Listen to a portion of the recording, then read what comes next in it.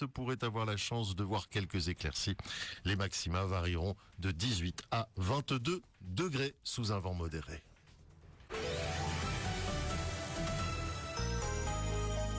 Amateurs de motocross et de sensations fortes, préparez-vous car le motocross de Recht revient en force avec une manche de l'AMPL. Le samedi 22 août, dès 11h, retrouvez les jeunes pilotes en 50, 65 et 85 cc, ainsi que les Open 125, des All-Timers, les dames, les quads et les non-licenciés. Le dimanche 23 août, à partir de 8h, place aux débutants, juniors, espoirs, experts, seniors et les inters MX1 et MX2 avec une super finale des inters pour clôturer la journée en beauté. Attention, les non-licenciés rouleront exclusivement le samedi. Les inscriptions sont obligatoires via le site de l'AMPL. Ne manquez pas l'expérience détonnante du motocross de Recht du 21 au 23 août. Impact FM, l'inforégion avec Olivier Tomezzoli. Très nombreux dégâts suite à une tornade hier soir dans la région. Des toitures arrachées à Ligneville, Fémonville et Bulange. Des dizaines d'arbres sur les routes. On fait le point dans ce journal. Le point de la situation également sur le front de l'incendie dans les Fagnes où les pompiers, bien aidés par le soutien aérien, ont pu encercler l'incendie.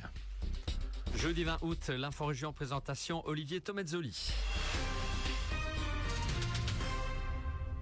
Bonjour à tous, on commence avec le ciel qui s'est déchaîné sur la région hier en fin d'après-midi, tout début de soirée. Un très violent orage qui a balayé toute la zone de Lierneux à la frontière allemande. Une tornade selon certains témoignages avec énormément de dégâts. 2 toitures envolées à Ligneville, une autre du côté de Fémonville, un arbre tombé sur une voiture à Ouem, une maison fortement endommagée à Bulange, des dizaines d'arbres encombrant des chaussées, les câbles électriques arrachés causant des coupures d'électricité localisées à Stavelot notamment. Pas de blessés, heureusement, à déplorer. Les pompiers de la zone étaient de nouveau sur la brèche, tout comme les services communaux. Plus de 40 interventions en tout. Et on fait le point à présent sur le front de l'incendie dans les Fagnes. Les nouvelles sont bonnes depuis hier puisque le feu est à présent contenu. Il est encerclé dans un périmètre défini. Plus de risque d'extension, même s'il y a de nombreuses reprises de feu, comme nous l'a confirmé hier en fin d'après-midi Quentin Grégoire, le commandant de la zone Vesdre, Ogne et Plateau. Effectivement, la nuit, il y a eu des reprises de feu, mais le feu ne s'est pas étendu. Donc avec le vent, c'est normal, il y a des feux qui reprennent. C'est pour ça qu'on a des équipes au sol qui font l'ensemble du périmètre et du pourtour de l'incendie.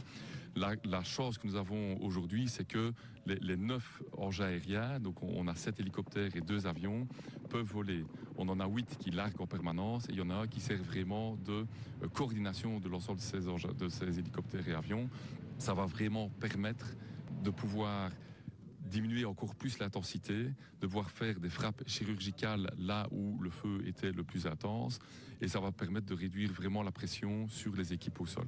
Il nous reste une centaine de pompiers encore mobilisés au sol. Quel est leur travail, quel type de travail ils mènent là aujourd'hui? C'est la lance sur l'épaule en train de combattre vraiment les flammes?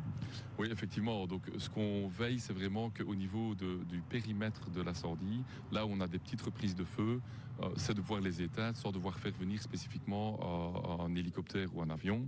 On les utilise plutôt pour aller là où c'est inaccessible au niveau du personnel, sachant évidemment qu'il y a quand même du personnel à proximité et donc que tous ces largages sont coordonnés pour maintenir le personnel en sécurité. Et une évolution favorable des conditions météo est espérée encore ce jeudi afin de permettre à nouveau l'engagement des moyens aériens, a précisé de son côté le gouverneur dans son communiqué hier soir. Les précipitations d'hier ont aussi entraîné de gros dégagements de fumée imperceptibles dans les environs de la zone incendie en fonction de l'orientation des vents. On l'a bien vu et ressenti aussi au moment du gros orage qui a touché notre région. Et en ce qui concerne la qualité de l'air, les dernières mesures effectuées se sont par ailleurs révélées rassurantes tant du côté belge que du côté allemand. Tant mieux, et maintenant que le feu est fixé, la stratégie sur le terrain pourrait rapidement être réévaluée, surtout en fonction des pompiers encore disponibles. On a maintenant un ouf de soulagement par rapport au fait qu'il ne s'étendra a priori plus, que les avions et les hélicoptères peuvent voler tous. Ça a été difficile ces derniers jours avec la météo, donc ça c'est vraiment quelque chose de très positif pour nous, et ça permet maintenant de pouvoir non pas souffler, mais maintenant de commencer à anticiper le moyen terme, c'est-à-dire combien de pompiers va-t-on devoir continuer à mobiliser. Il faut se rendre compte que tant au niveau des zones de la province de Liège qui sont fort sollicitées que de l'ensemble de la Wallonie et de plusieurs zones de Flandre, ils nous envoient des moyens. Eux aussi, ils peuvent avoir des interventions. Ils ont aussi du personnel qui va recommencer à travailler. Donc, c'est tendu sur l'ensemble des zones de secours actuellement. Et dans ce contexte, le gouverneur en appelle à la solidarité des employeurs qui comptent des pompiers volontaires parmi leur personnel. Il les invite dans la mesure de leurs possibilités à faciliter leur disponibilité lorsqu'ils sont rappelés à renforcer les services de secours. Autre bonne nouvelle en plus de ce feu contenu, c'est le retour à la maison de tous les habitants qui étaient encore évacués dans les 2 villages de Butchenbach concernés, mais aussi du côté de Montjoie, la qualité de l'air permettant ce retour en sécurité. Conséquence aussi, alors que le hall des sports de Malmedy reste toujours un site d'accueil éventuel, un premier hall sera à nouveau accessible dès ce jeudi midi pour la pratique sportive. L'objectif est que pour ce week-end, le centre puisse à nouveau être pleinement dédié à la pratique sportive, précise la ville de Malmedy. Et en ce qui concerne directement la commune de Wem, la plus impactée chez nous, les autorités ont communiqué hier en fin de journée. Les établissements Horeca, hébergement et attractions touristiques, commerces et entreprises peuvent poursuivre ou reprendre leurs activités. Ceci concerne également ceux qui sont situés dans la zone d'évacuation de Zurbrood.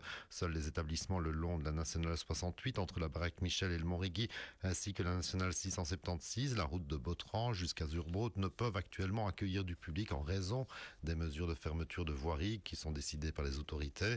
De même, le lac de Robertville restant préventivement réservé au pompage ou prise d'eau, le site de Robertville-les-Bains est fermé. Ceci dit, avec cette météo, pas sûr qu'il devait y avoir grand monde ces jours-ci. Les événements sont autorisés à Wem pour autant qu'ils ne nécessitent pas la mobilisation spécifique des services de secours ou de police. Cette autorisation ne concerne pas ceux prévus dans le périmètre de l'incendie, qui reste évidemment interdit jusqu'à nouvel ordre. L'interdiction qui avait été annoncée en début de semaine du côté de Wem est donc abrogée sous certaines conditions. Enfin, on peut aussi vous confirmer que la rentrée des classes devrait se dérouler tout à fait normalement à l'école communale de Zurbrood-Gare lundi prochain. Pour les élèves de l'école de Walk, qui était installée dans l'école de Zurbrood Village jusqu'à la fin de l'année dernière, ce sera la rentrée dans l'école à Morpha, école totalement rénovée pour cette rentrée. Voilà de bonnes nouvelles dans le cadre de cet incendie dont on suit l'évolution de jour en jour. L'info continue sur notre page Facebook Impact News.